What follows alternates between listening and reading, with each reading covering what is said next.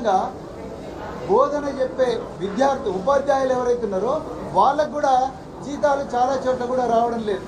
మరి కేసీఆర్ గారు ఈ విద్యార్థులందరూ కూడా తెలంగాణలో కాదు దేశవ్యాప్తంగా అత్యున్నత విద్యాలయాలకు పోవాలని చెప్పేసి సెంటర్ ఆఫ్ ఎక్సలెన్స్లు, సబ్జెక్ట్ అసోసియేట్స్, అదేవిధంగా నిష్ణాతులైన గెస్ట్ లెక్చరర్లను తీసుకొస్తే గత 4 నెలలుగా ఈ గెస్ట్ లెక్చరర్లకు కానీ సబ్జెక్ట్ అసోసియేట్స్ కానీ ఒక్క పైసా కూడా జీతం రాలేదు.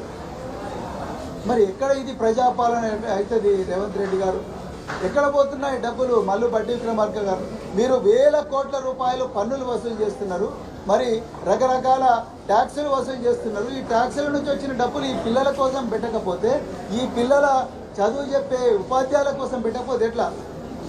డైనింగ్ హాల్లో పనిచేసే ఎవరైతే కుక్కులు ఉన్నారో ఈ కుక్కులకు కూడా 4 నెలల నుంచి జీతాలు రావడం లేదు. మరి వాళ్ళు ఏ విధంగా మరి పిల్లలకు తిండి పెడతారు?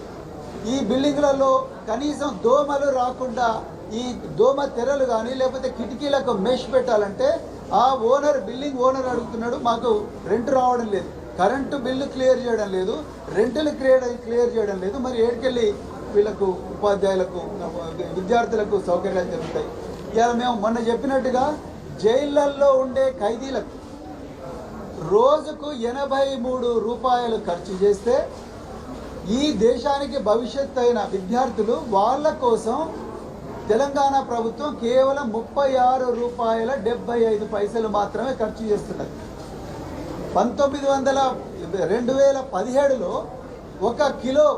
1 లీటర్ వంట నూనె 63 రూపాయలు అయితే ఈరోజు 133 రూపాయలు అయింది. అంటే 100% పెరిగింది దాదాపుగా.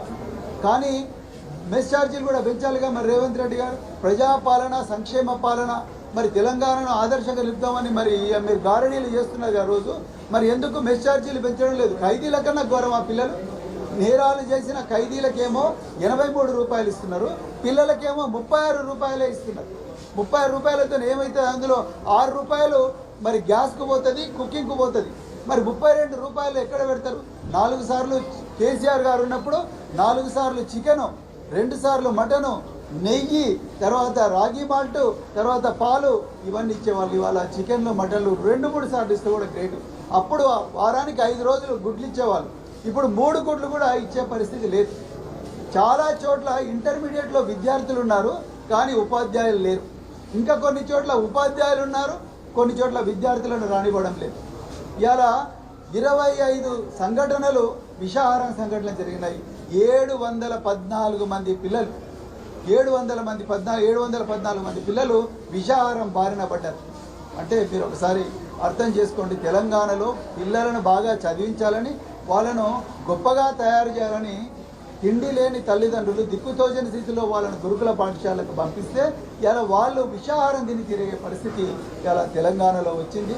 ఇవాళ తెలంగాణ ప్రభుత్వానికి ఏమాత్రం కూడా శ్రద్ధ లేదు. ఇవాళ చూడండి, బీసీ వెల్ఫేర్, మన ఎస్సీ వెల్ఫేర్కు శాఖ మంత్రి లేరు, గిరిజన శాఖకు సంక్షేమ శాఖకు మంత్రి లేరు, మైనారిటీ శాఖకు మంత్రి లేరు, విద్యాశాఖకు మంత్రి లేరు. గురుకులాలన్నీ మరి వీళ్ళ కిందనే ఉన్నాయి. విద్యాలయాలు ఎక్కడ? దాదాపు 1400 స్కూల్స్ క్లోజ్ అయినాయి. మరి ముఖ్యమంత్రి గారికి ఏమన్నా సోయున్నదా?